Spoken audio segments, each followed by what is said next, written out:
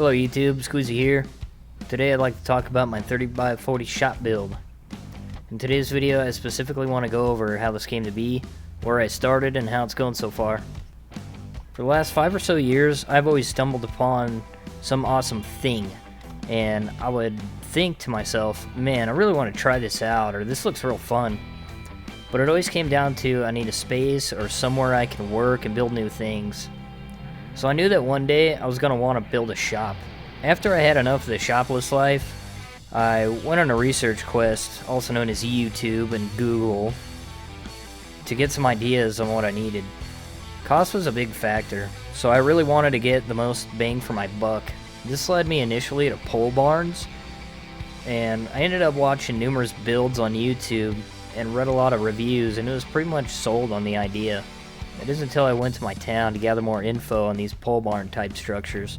Turns out they have never heard of them, and neither has San Bernardino County here in California where I live.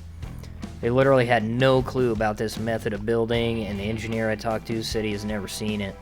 So an undertaking like this would require some serious homework in mind, more than I care to indulge in. My next stop was just a traditional metal building. I figured I could just frame it up after it's built and insulate it so it wouldn't be so miserable during the summers and winters.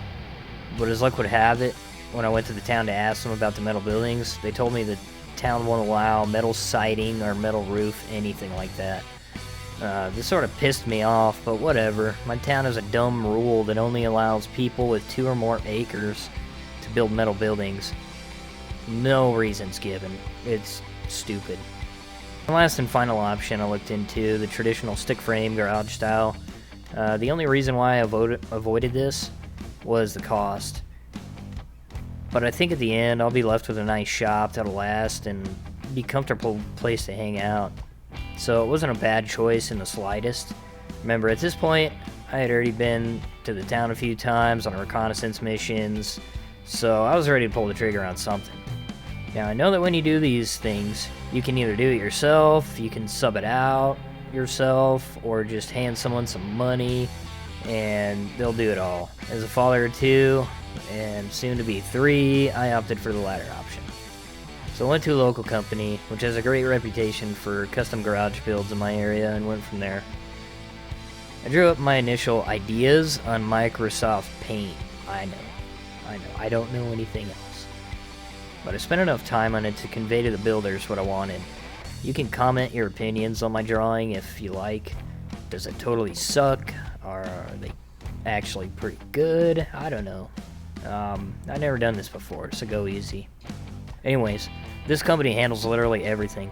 Permits, contracting, everything. The build, they do it all. So it's really been a time saver for me. They even put me in touch with a finance company in which I used to get a loan for the project. Now I know the financial side is what you all wondering about. How much did this thing cost? How the hell was I able to get a shop going in 2024 in the current world that we're living in? Well, the answer is variable.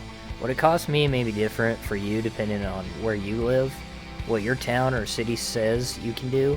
It's really a lot of details that give everyone interested in building a shop a different answer.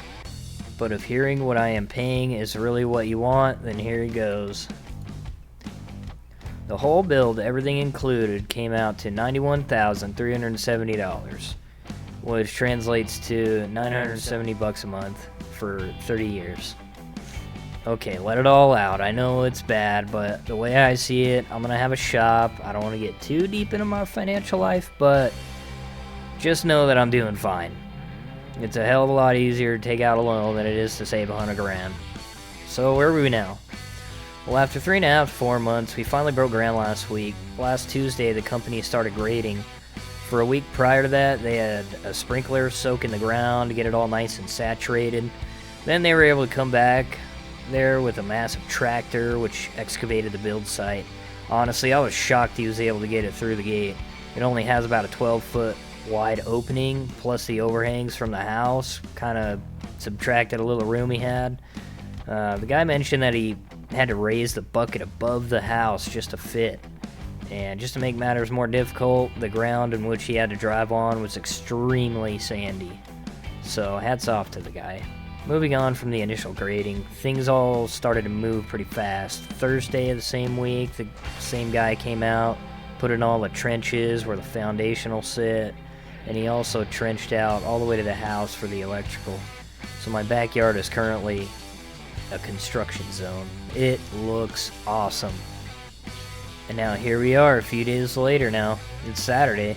The concrete guys showed up to install the forms.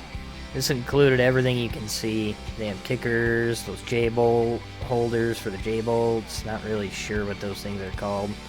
This is a real foundation going in, and I'm absolutely losing it with excitement every time I go in my backyard. Trust me. I think I mentioned prior to this that I watched a lot of concrete pours on YouTube, and I'm just intrigued at the whole process, way more than I ever thought I'd be. Alright, well I think I covered everything for a good enough intro. I didn't know how to feel about putting this one out, just because it doesn't have a lot of action. My hope is that this will be a great informational video into the series going forward.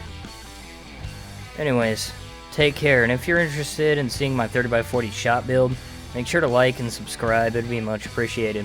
Thanks.